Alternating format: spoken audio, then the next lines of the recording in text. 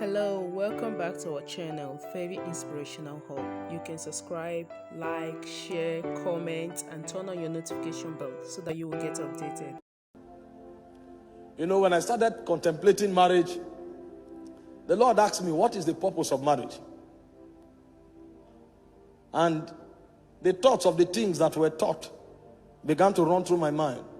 You know, we hear things like, marry who you love. It's about happiness. Make sure you are happy. And all of these are very beautiful. But the Lord said to me, He said, does marriage sit on these things? Because you can be happy with somebody that is not going in the direction of your destiny, if you have not found your destiny. Because the things that make men happy are strange. The things that make men happy, they are strange. And God began to give me some secret things that I've never heard preached anywhere. You know, He told me the first purpose of marriage is to give you the privilege to be conformed to the image of God. He said that is why you will not find who you want to marry on the street. You will walk on that person. You will cultivate that person. And while you are cultivating that person, yourself will be cultivated in the process. So you may be looking for a woman that is patient. Meanwhile, her impatience is what will help you to learn temperance and endurance. So when God points at your wife may not have patience. So if you are looking for marriage to be happy, and you think happiness is about patience, you will miss your wife. Because the idea is that you'll be conformed to the image of Christ. Meanwhile, the endurance that you don't have is a patience that will teach you that endurance. So God will deliberately allow you to marry her, and it may take you 6 years to cultivate endurance. And you will learn it by teaching her. That's a school of the spirit. So He said a higher purpose of marriage is for you to be conformed to the image of God. So that happiness will be captured in fulfillment, not in excitement. It is when you have cultivated her and the glory in her spirit begins to emanate. That's when you'll be fulfilled. It's in that fulfillment that you'll be happy. And I never saw it anywhere. So I began to, I used to love tall and fair damsels. And my goal of happiness was to find a woman without blemish.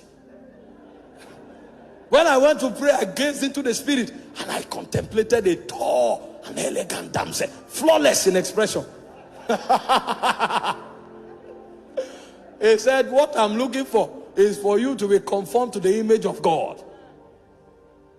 So it changed my paradigm.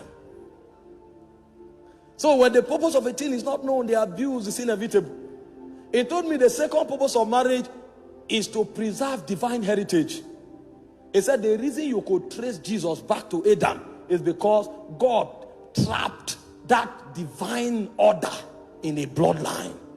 So when men hide things, they hide them in a bank. But when God hides things, He hides it in men.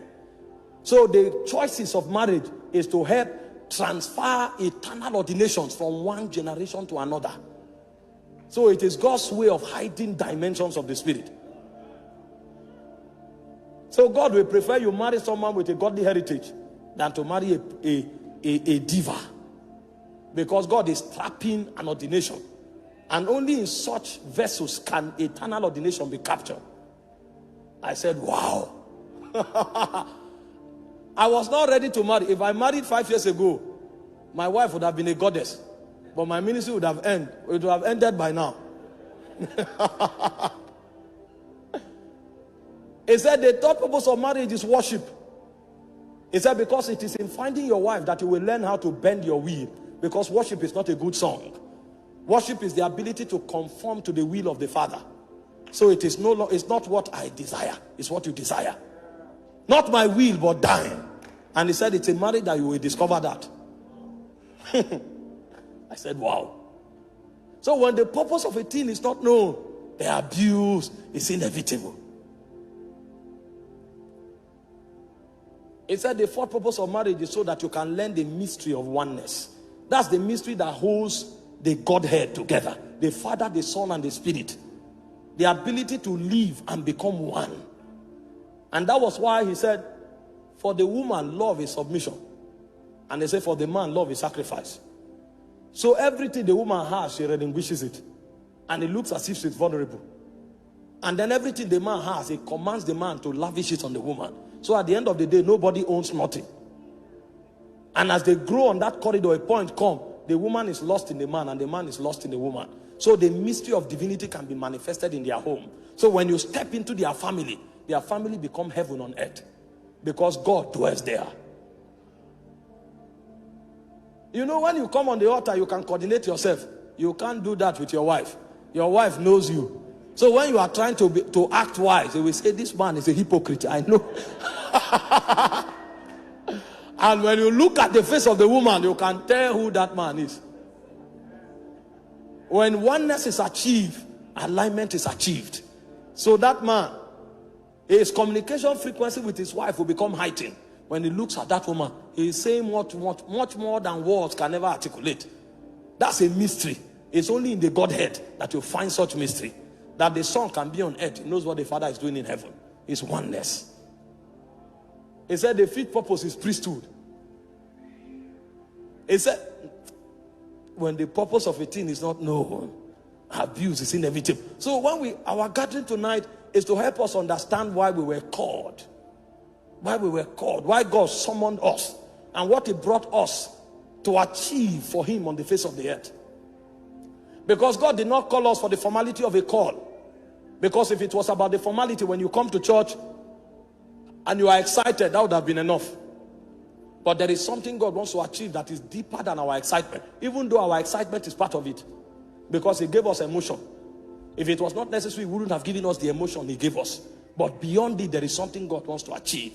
And that was why last night, we began our journey by understanding who God is. And we said, before time was, God existed. Because God dwelt in Himself. In fact, the name God means self-existent one. So He doesn't need nothing to be God. The difference between you and God is that He doesn't need you to be God, but you need Him to be human. So before creation ever was, God was. Before the spirit realm was created, He existed in Himself. So God was both Him and He was the house of God. Because God lived as God and He lived in God. And He needed nothing to be God. But a point came when love compelled Him. And on the strength of the push and the insistence of love, God decided to begin to extend the civilization that was in His inside. He began to extend it so that He could interact with what is in Him outside of Him.